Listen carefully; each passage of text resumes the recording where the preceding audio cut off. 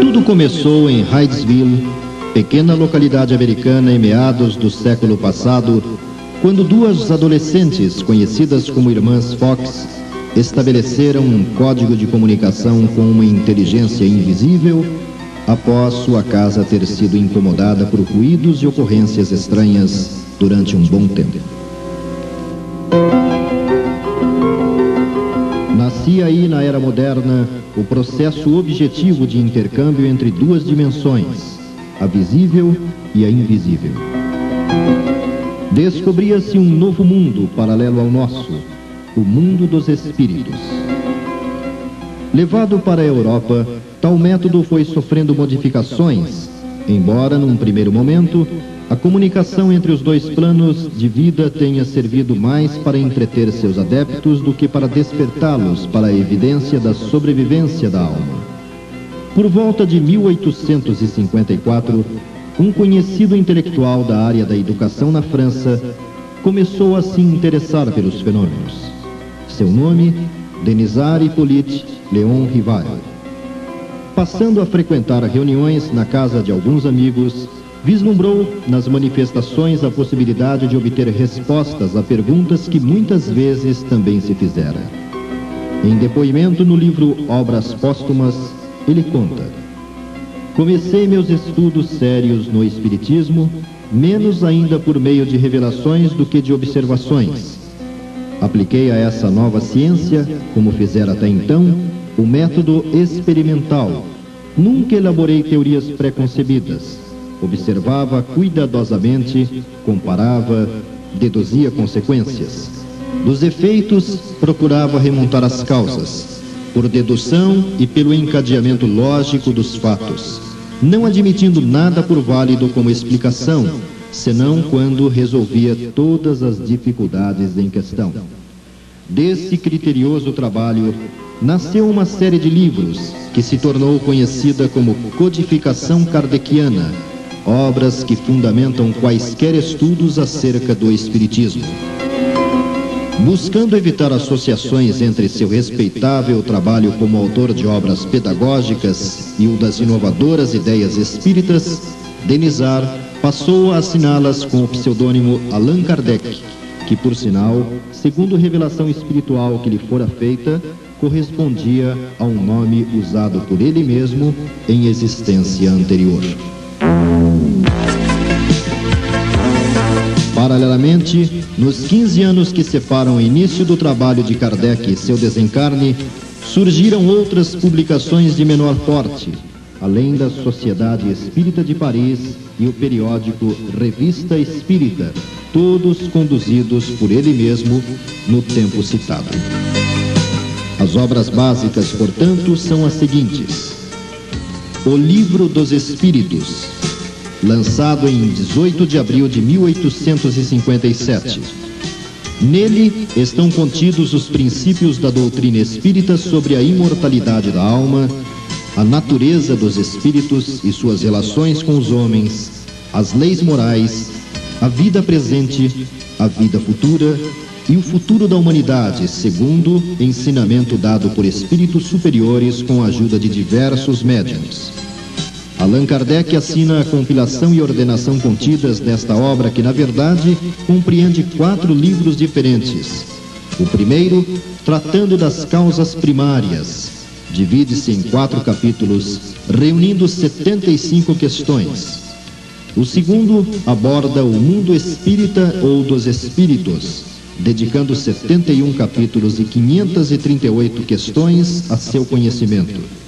O terceiro trata das leis morais, em 12 capítulos e 306 questões. E, finalmente, o livro quarto volta-se para as esperanças e consolações, distribuídas em 2 capítulos e 99 questões, mais a conclusão. São 1019 perguntas e respostas abrangendo assuntos para os mais diferentes interesses. O Livro dos Médiuns. Concluído 4 anos após o primeiro, ou seja, em maio de 1861. Trata-se de um espiritismo experimental, sendo ainda como registrado no subtítulo da primeira edição, o guia dos médiuns e evocadores. Constitui-se no ensino especial dos espíritos sobre a teoria de todos os gêneros de manifestações, os meios de comunicação com o mundo invisível, o desenvolvimento da mediunidade, as dificuldades e os tropeços que se podem encontrar na prática do espiritismo. Divide-se em duas partes, além de uma introdução. A primeira, Noções Preliminares, reúne 4 capítulos.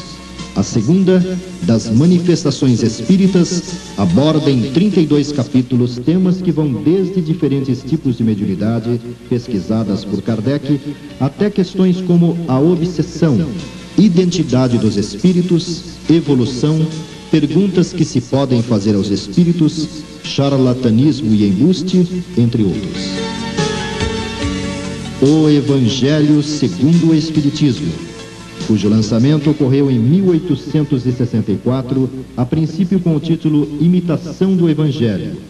Além de uma introdução que busca situar o leitor ante a obra e este ante a proposta cristã, alinham-se 28 capítulos comentando os aspectos morais das máximas de Jesus, sua concordância com o ensino dos Espíritos e sua aplicação às diversas situações da vida.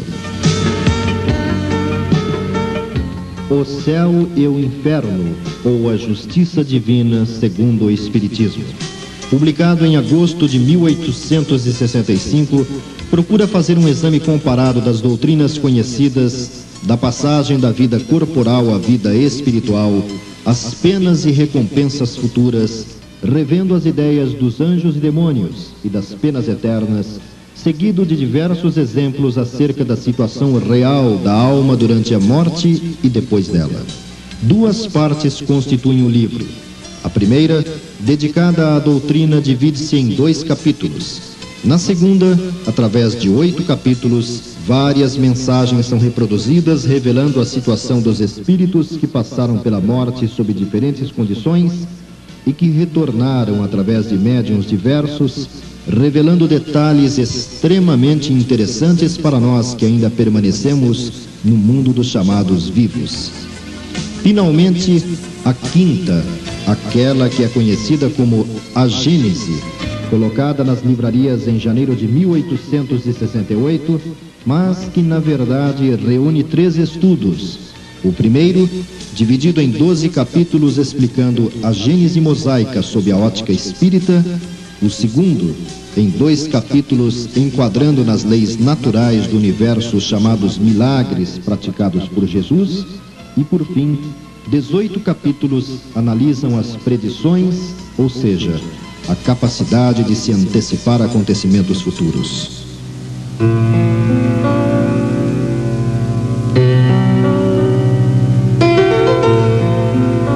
A leitura desses livros nos conduz a algumas conclusões capazes de alterarem muito o sentido de nossas concepções de vida. Contudo, é o próprio Kardec quem, com acerto, afirma na introdução ao estudo da doutrina espírita: a verdadeira doutrina espírita está no ensinamento dado pelos espíritos, e os conhecimentos que esses ensinamentos comportam são mais graves para serem adquiridos de modo diferente de um estudo sério e continuado, feito no silêncio e no recolhimento, pois só nessa condição se pode observar um número infinito de fatos, de nuances que escapam ao observador superficial e permitem assentar uma opinião. Disse o Cristo: conhecereis a verdade, e a verdade vos fará livres. E lembra Emmanuel: sem Allan Kardec, desconheceríamos que o raciocínio não pode ser alienado em assuntos de fé, e que a religião deve ser sentida e praticada, estudada e pesquisada, para que não venhamos a converter o Evangelho em museu de fanatismo e superstição.